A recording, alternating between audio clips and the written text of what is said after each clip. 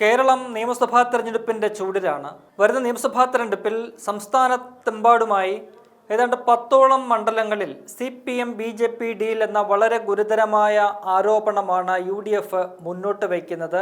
അത് കേവലം ഒരു ആരോപണം മാത്രമല്ല, തെളിവുകൾ നിരത്തിക്കൊണ്ടാണ് അത്തരമൊരു ആരോപണം പ്രതിപക്ഷ നേതാവ് VD സതീശൻ, ഒപ്പം തന്നെ KPCC അധ്യക്ഷൻ Sunny Joseph, AICC general secretary ആയിട്ടുള്ള KC വേണുഗോപാൽ ഉൾപ്പെടെയുള്ള പ്രമുഖ നേതാക്കളെല്ലാം തന്നെ അത്തരമൊരു ആരോപണം ഉന്നയിക്കുന്നത്. പ്രധാനമായിട്ടും UDF നേതാക്കൾ അതിന് തെളിവായിട്ട് ചൂണ്ടിക്കാട്ടുന്നത് പാലക്കാട് നിയമസഭാ മണ്ഡലത്തിലെ CPM-ന്റെയും BJP-യും തമ്മിലുള്ള ഒരു അന്തർധാരയാണ്. പാലക്കാട് 2011 മുതൽ UDF-ന്റെ ഉറച്ച കോട്ടയാണ്, UDF-ന്റെ സിറ്റിംഗ് സീറ്റാണ്. അവിടെ ഇത്തവണ CPM ഒരു സ്ഥാനാർത്ഥിയെ നിർത്തിയിരിക്കുന്നത് അത് BJP-യെ സഹായിക്കാൻ വേണ്ടിയാണ് എന്നത് പകൽ പോലെ വ്യക്തമാണ്. 2016 മുതലുള്ള തെരഞ്ഞെടുപ്പ് നോക്കിക്കഴിഞ്ഞാൽ പാലക്കാട് നിയമസഭാ മണ്ഡലത്തിൽ CPM 3-ാം സ്ഥാനത്താണ്. UDF-ഉം BJP-യും തമ്മിലാണ് അവിടെ നേർക്കുനേർ പോരാട്ടം നടക്കുന്നത്. അത്തരമൊരു മണ്ഡലത്തിൽ NMR റസാഖ് എന്ന് പറയുന്ന ഒരു ഹോട്ടൽ വ്യവസായിയെയാണ്, ഹോട്ടൽ മുതലാളിയെയാണ് CPM ഇത്തവണ സ്വതന്ത്ര സ്ഥാനാർത്ഥിയായിട്ട് അവിടെ വേഷം കെട്ടിച്ച് രംഗത്തിറക്കിയിരിക്കുന്നത്.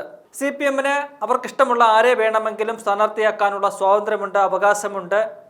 എന്നാൽ പാലക്കാട് പോലൊരു ജില്ലയിൽ, പാലക്കാട് പോലൊരു നിയമസഭാ മണ്ഡലത്തിൽ ശക്തമായ പോരാട്ടം നടക്കുന്ന, ഒരു രാഷ്ട്രീയ പോരാട്ടം നടക്കുന്ന മണ്ഡലത്തിൽ CPM-ന് അവരുടെ പാർട്ടിയിൽ നിന്നും ഒരു നേതാവിനെയും സ്ഥാനാർത്ഥിയാക്കാൻ കിട്ടിയില്ലേ എന്ന വളരെ പ്രസക്തമായ ഒരു ചോദ്യം ഉയരുന്നുണ്ട്. മറുവശത്ത് UDF-ന് വേണ്ടിയിട്ട് കോൺഗ്രസിൽ നിന്നും രമേഷ് പിഷാരടി എന്ന് പറയുന്ന കോൺഗ്രസിന്റെ സഹയാത്രികനും സിനിമാ താരവുമായിട്ടുള്ള വ്യക്തി സ്ഥാനാർത്ഥിയാകുന്നു. BJP-ക്ക് വേണ്ടിയിട്ട് ശോഭാ സുരേന്ദ്രനാണ് രംഗത്തിറങ്ങുന്നത്. രമേഷ് പിഷാരടിയുടെ സ്ഥാനാർത്ഥിത്വത്തെ കോമാളി വേഷം കെട്ടി നടക്കുന്നവൻ എന്നൊക്കെ പറഞ്ഞുകൊണ്ട് CPM അധിക്ഷേപിക്കുകയാണ്. അതേ സമയത്താണ് അവർ NMR റസാഖ് എന്ന് പറയുന്ന ഒരു ഹോട്ടൽ വ്യവസായിയെ അവിടെ കെട്ടിയിറക്കിയിരിക്കുന്നത്. അദ്ദേഹത്തെ നേരത്തെ ഏതെങ്കിലും ഒരു രാഷ്ട്രീയ വേദിയിൽ അല്ലെങ്കിൽ ഏതെങ്കിലും ഒരു പൊതുപരിപാടിയിൽ ഏതെങ്കിലും ഒരു ജനങ്ങളുമായി ബന്ധപ്പെട്ട പ്രശ്നങ്ങളിൽ ഇടപെട്ടിട്ടുള്ള ഏതെങ്കിലും ഒരു ചരിത്രം ഈ NMR റസാഖിനില്ല. അതേസമയം രമേഷ് പിഷാരടിയുടെ ചരിത്രം അതല്ല. അദ്ദേഹം കഴിഞ്ഞ 10 വർഷത്തിലധികമായിട്ട് കോൺഗ്രസിനൊപ്പം ചേർന്ന് പ്രവർത്തിക്കുന്ന, കോൺഗ്രസ് ആണ് താനെന്ന് ഉറച്ച് പ്രഖ്യാപിക്കുന്ന ഒരു വ്യക്തിയാണ്.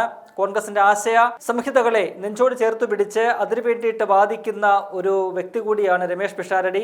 അത്തരത്തിൽ കൃത്യമായിട്ട് രാഷ്ട്രീയം പറയുന്ന, വ്യക്തമായ രാഷ്ട്രീയ നിലപാടുകളുള്ള ഒരു വ്യക്തിയെ സ്ഥാനാർത്ഥിയാക്കിയതിനെ പരിഹസിച്ചുകൊണ്ട്, അപഹസിച്ചുകൊണ്ട് CPM മുന്നോട്ട് പോവുകയാണ്.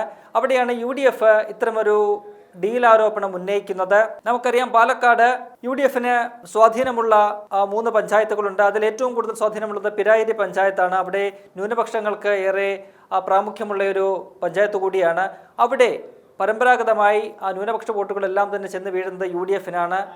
2021 നിയമസഭാ തെരഞ്ഞെടുപ്പിൽ അങ്ങനെയാണ് UDF അവിടെ ഏതാണ്ട് 3800-ലധികം വോട്ടുകളുടെ ഭൂരിപക്ഷത്തിന് വിജയിക്കുന്നത്. അപ്പോൾ ആ വോട്ടുകൾ സ്പ്ലിറ്റ് ചെയ്യിക്കുക എന്ന ലക്ഷ്യത്തോടു കൂടിയാണ് NMR റസാഖ് എന്ന് പറയുന്ന ഒരു സ്ഥാനാർത്ഥിയെ അവിടെ CPM രംഗപ്രവേശം ചെയ്യിപ്പിച്ചിരിക്കുന്നത് എന്നത് പകൽ പോലെ വ്യക്തമാണ്. അത് അവർക്കും അറിയാവുന്ന കാര്യമാണ്.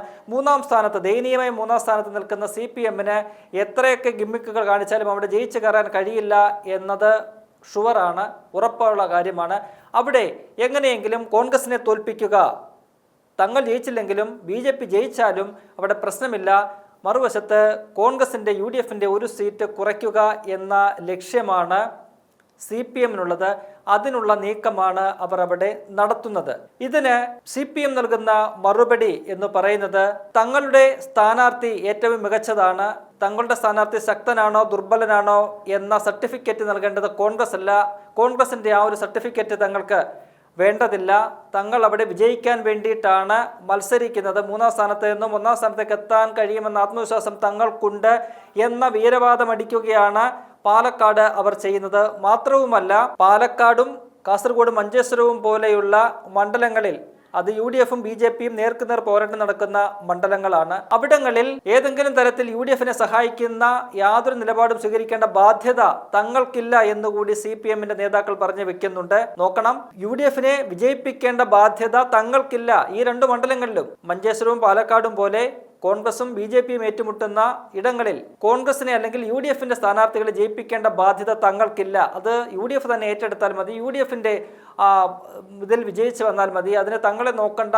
എന്ന വീരവാദമാണ്, എന്നൊരു നിലപാടാണ് CPM അവിടെ സ്വീകരിക്കുന്നത്.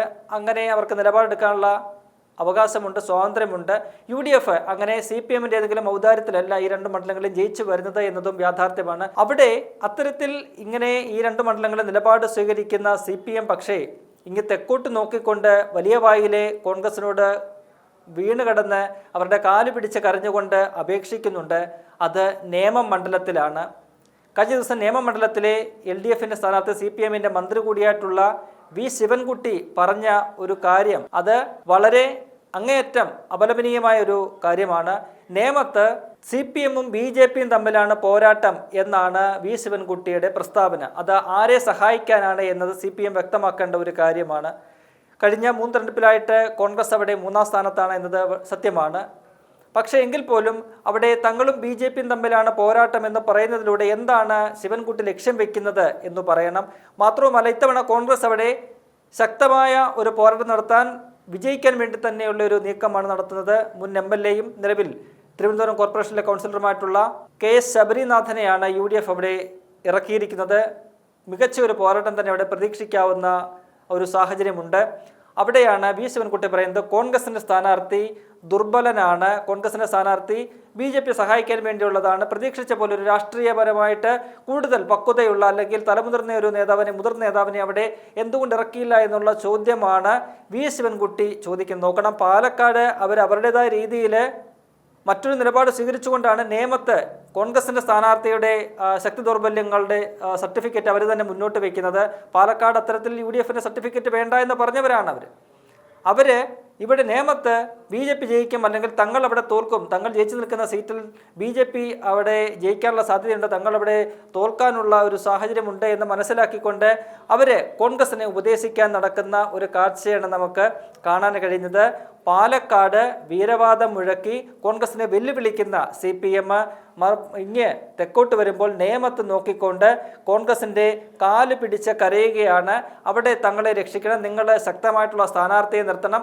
നമുക്കറിയാം 2016-ലും 2011-ലും 2016-ലും UDF അവിടെ ഘടകകക്ഷികൾക്കാണ് സീറ്റ് കൊടുത്തത്. 2011 ഏതാണ്ട് 16,000-ഓളം വോട്ടുകളാണ്, പരമാവധി 20,000-അടുത്ത വോട്ടുകൾ മാത്രമാണ് UDFിലൂടെ നേടാൻ സാധിച്ചത്. 2016-ലേക്ക് വരുമ്പോൾ അത് വീണ്ടും കുറഞ്ഞ് 13,000-ലേക്ക് ചുരുങ്ങുന്നുണ്ട്. അവിടെയാണ് ആ സമയത്താണ് രാജഗോപാൽ BJP ടിക്കറ്റിൽ അവിടെ ജയിക്കുന്നത്. എന്നാൽ 2021-ൽ K മുരളീധരൻ അവിടെ രംഗപ്രവേശം ചെയ്യുന്നു, UDFന്റെ വോട്ടുകൾ തിരികെ പിടിക്കുന്നു, അത് പരമാവധി സമാഹരിക്കുന്നു. അങ്ങനെ BJPയുടെ അക്കൗണ്ട് അവിടെ പൂട്ടുന്നു. നേമത്തെ BJPയുടെ അക്കൗണ്ട് പൂട്ടിച്ചതിൻ്റെ എല്ലാ ക്രെഡിറ്റും അത് UDFനാണ്, പ്രത്യേകിച്ചും K മുരളീധരൻ എന്ന് പറയുന്ന നേതാവിന് തന്നെയാണ്. അത്തരമൊരു സാഹചര്യത്തിൽ UDF ഇത്തവണയും ശക്തമായ ഒരു പോരാട്ടവുമായിട്ട് മുന്നോട്ട് പോവുകയാണ്. അവിടെ CPM ഈ പറഞ്ഞതുപോലെ BJPയുമായിട്ടുള്ള ഏറ്റുമുട്ടലാണെന്ന് പറയുന്നു. ഒപ്പം തന്നെ അവിടുത്തെ UDFന്റെ സ്ഥാനാർത്ഥി ദുർബലനാണെന്ന് പറയുന്നു. അപ്പോൾ ഇവരുടെ നിലപാട് എന്താണ്? ഇവർ ഓരോ മണ്ഡലങ്ങളിലും ഓരോ സാഹചര്യത്തിലും തങ്ങൾക്ക് അനുകൂലമായിട്ടുള്ള രീതിയിൽ അവരുടെ പ്രതികരണങ്ങൾ നടത്തുകയാണ്. പരസ്പര വിരുദ്ധമായിട്ടുള്ള പ്രതികരണങ്ങൾ, സ്വാർത്ഥ താല്പര്യത്തിന് അടിസ്ഥാനമായിട്ടുള്ള പ്രതികരണങ്ങളാണ് CPM നടത്തുന്നത്. ഒരു വശത്ത് അവർ കോൺഗ്രസിൻ്റെ യാതൊരു സർട്ടിഫിക്കറ്റും വേണ്ട എന്ന് പറയുന്നു, മറുവശത്ത് അവർ കോൺഗ്രസിൻ്റെ സ്ഥാനാർത്ഥിക്ക് ഈ പറയുന്ന പോലെ ആരോഗ്യ സർട്ടിഫിക്കറ്റും ഒക്കെ നൽകാനായിട്ട് ഇങ്ങനെ നീക്കം നടത്തുകയും ചെയ്യുന്ന കാഴ്ചയാണ് നമുക്ക് കാണാൻ കഴിയുന്നത്. എന്തായാലും ഈ വിഷയത്തിൽ CPMന്റെ ഇരട്ടത്താപ്പ് മറ്റു വിഷയങ്ങളിൽ എന്നതുപോലെ ഈ വിഷയത്തിലും CPMന്റെ ഇരട്ടത്താപ്പ് ഒരിക്കൽ കൂടി കേരള ജനതയ്ക്ക് മുന്നിൽ തെളിഞ്ഞിരിക്കുകയാണ്. പാലക്കാട്, ഒപ്പം തന്നെ മഞ്ചേശ്വരം, കൂടാതെ കോന്നി, റാന്നി, ഒപ്പം ഈ പറയുന്ന പോലെ ഏറ്റുമാനൂർ പോലെയുള്ള പല മണ്ഡലങ്ങളിലും ഇതിനോടകം തന്നെ CPM BJP അന്തർധാരയുടെ തെളിവുകളെല്ലാം പുറത്തു വന്നിട്ടുണ്ട്. അത് യാഥാർത്ഥ്യമാണെന്ന് അവിടുത്തെ സ്ഥാനാർത്ഥി നിർണയത്തിലൂടെ നമുക്ക് വ്യക്തമായി കഴിഞ്ഞിട്ടുമുണ്ട്.